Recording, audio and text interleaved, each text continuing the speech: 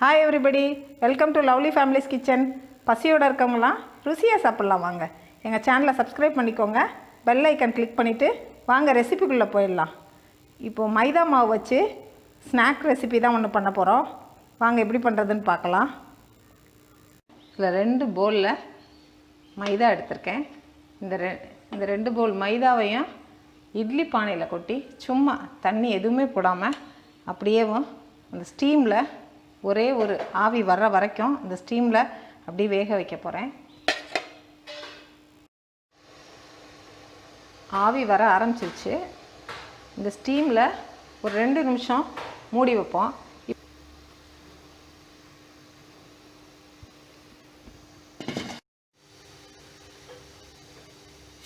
பாருங்கள், நல்லா ஆவி வந்துருச்சு.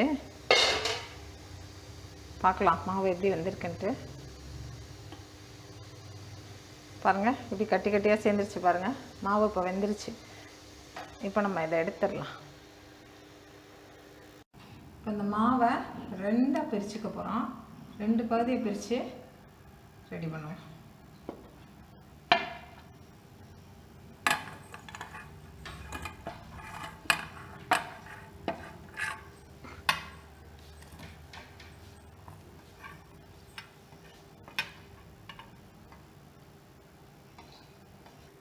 மாவை நல்லா உதுத்து விட்ருவோம். கட்டி கட்டியாக இருக்கும், அதெல்லாம் உதுத்து விட்டுடலாம். ஈஸியாக இருக்கும், ஒன்றும் கஷ்டமாக இருக்காது, ஈஸியாக தான் இருக்கும்.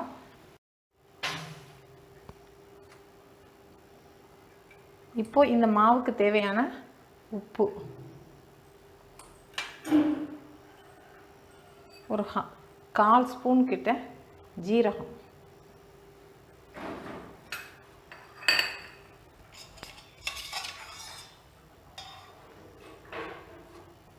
உங்கள்கிட்ட பட்டர் இருந்தால் பட்டர் போடுங்க. என்கிட்ட பட்டர் இல்லாதனால நெய் சேர்த்துக்கிறேன். ஒரு 1/2 ஸ்பூன். நெய் ஜாஸ்தி சேர்த்துறாதீங்க, அப்புறம் ரொம்ப பொறுன்னு போயிடும். கொஞ்சம் கம்மியாக சேர்த்திங்கன்னா தான் நல்லாயிருக்கும். இதை போட்டு நல்லா எல்லாத்தையும் நல்லா ஒன்றா மிக்ஸ் பண்ணிக்குவோம். நல்லா ஊற்றி விட்டாச்சு. இப்போது தண்ணி நிறைய ஊற்றிடாதீங்க, கொஞ்சமாக தண்ணி ஊற்றி நல்லா கெட்டியாக சப்பாத்தி மாவு மாதிரி பிசைஞ்சிக்க வேண்டியதான். தண்ணியை பார்த்து ஊற்றிக்கோங்க.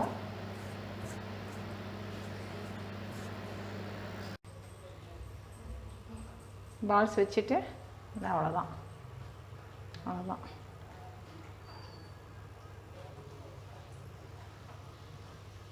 மேலே இதை எடுக்கும்போது இப்படி எடுங்க. இப்படி எடுத்திங்கன்னா இம்ப்ரெஷன் கரெக்டாக விடும். அழகாக சிப்பி மாதிரியே இருக்கும். குழந்தைங்களாம் ஆசையாக சாப்பிடுவாங்க.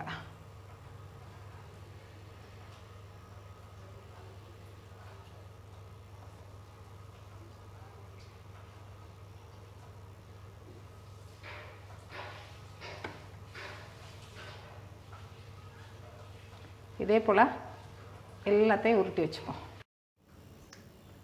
எண்ணெய் காஞ்சிருச்சான்னு செக் பண்ணிக்கலாம். எண்ணெய் காஞ்சிருச்சு. இப்போது நம்ம ரெடி பண்ணி வச்சுருந்தோம்ல, இது எல்லாத்தையும் போட்டுடலாம்.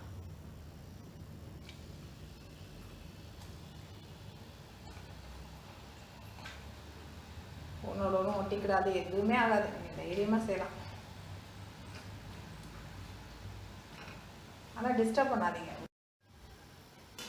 இப்போ கொஞ்சம் திருப்பி விடலாம். திருப்பி நல்லா வேக விடும். நல்லா கிறிஸ்பியாக வரும்.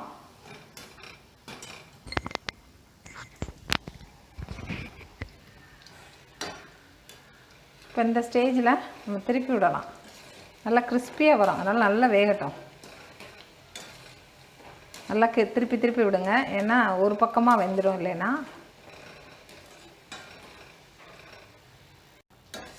பாருங்கள், ரெடி ஆயிடுச்சு. நல்லா கலர் கோல்டன் கலர் வந்துருச்சு.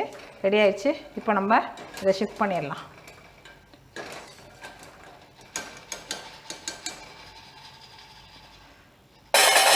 பாருங்கள், எவ்வளோ கரகரன்னு சவுண்ட் கேட்குது இல்லை? நல்லா க்ரன்ச்சியாக இருக்கும்.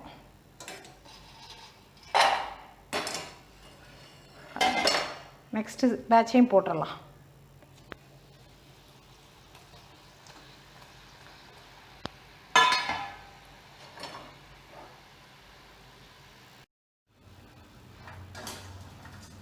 அடுத்த பேட்ச் ரெடி ஆயிடுச்சு.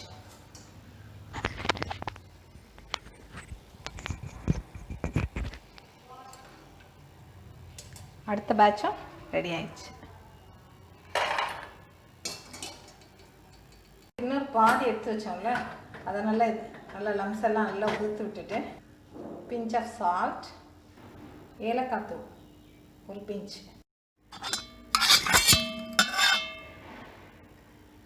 ஒரு ஹாஃப் ஸ்பூன் போல் கீ. கீ ஆப்ஷனல் தான்.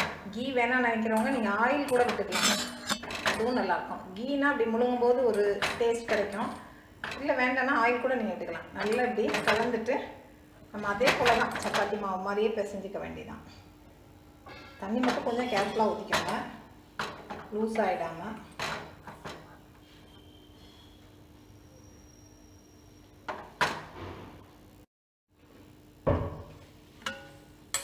பாருங்கள், மாவு ரெடி பண்ணியாச்சு சப்பாத்தி மாவு மாதிரி.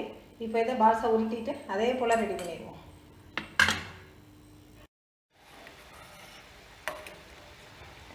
இதை பூரா போட்டு எடுக்கிறதுக்காக சுகர் சிரப் ரெடி பண்ணிகிட்ருக்கேன். சுகர் போட்டு அது முங்குற அளவுக்கு தண்ணி ஊற்றி சிரப் ரெடி பண்ணிகிட்ருக்கேன். இது பிசு பிசுன்னு வரணும். வந்தோடனே இதை நம்ம ஆஃப் பண்ணிடலாம்.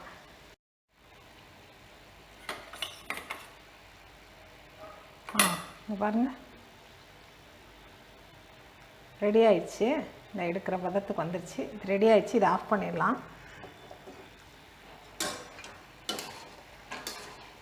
இது இன்னும் கொஞ்சம் கலர் மாறணும்.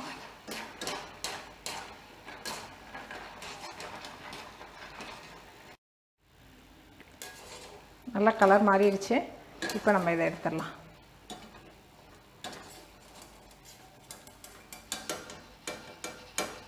எடுத்து இந்த ரெடி பண்ணி வச்சுருக்கோம்ல சிரப், இந்த சிரப்புக்குள்ளே போட்டுடலாம்.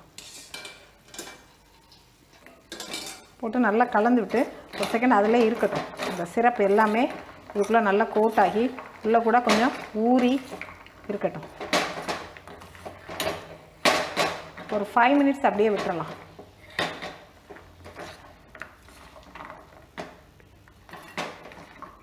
ஸ்டவ்வெல்லாம் ஆஃப் பண்ணியாச்சு. அடுப்பெரியலை. சும்மா இந்த சிரப்புக்குள்ளே இது நல்லா ஊறட்டும். இதை இப்படியே ஏர்டைட்டில் போட்டு வச்சிங்கன்னா 1 மந்த் வரைக்கும் இதோட டேஸ்ட் அப்படியே மெயின்டைன் ஆகும். சூப்பராக க்ரன்ச்சியாக இருக்கும். கரகரன்னு சாப்பிட்றதுக்கு ரொம்ப நல்லாயிருக்கும். பாருங்கள், குயிக்காக ரெடி ஆயிடுச்சு. நீங்கள் நினச்சி ஒரு 15 மினிட்ஸ்க்குள்ளே இதை நீங்கள் ரெடி பண்ணிடலாம். மைதா வேண்டாம் அப்படின்னு நினச்சிங்கன்னா கோதுமை நீங்கள் யூஸ் பண்ணிக்கோங்க. ஆனால் ஸ்நாக் ரெசிபிக்கு கோதுமையை விட மைதா தான் பெஸ்ட்டாக இருக்கும். இல்லை மைதா நாங்கள் அவாய்ட் பண்ணிட்டோம் அப்படின்னு நினச்சிங்கன்னா வேண்டாம் அப்படின்னா நீங்கள் கோதுமை யூஸ் பண்ணிக்கலாம். இதில் பதம், பக்குவம், மெஷர்மெண்ட் எதுவுமே கணக்கு இல்லை. இங்கே ரேண்டமாக பண்ணலாம். யார் வேணாலும் ட்ரை பண்ணலாம். பிகினர்ஸாக இருந்தால் ஃபஸ்ட்டு லோ குவான்டிட்டி பண்ணி பாருங்கள், உங்களுக்கு பெஸ்ட் ரிசல்ட் கிடைக்கும். கிடைச்ச அப்புறம் அடுத்து அதிகமாக பண்ணிங்கன்னா டென்ஷன் இல்லாமல் பண்ணலாம். அவ்வளோதான்.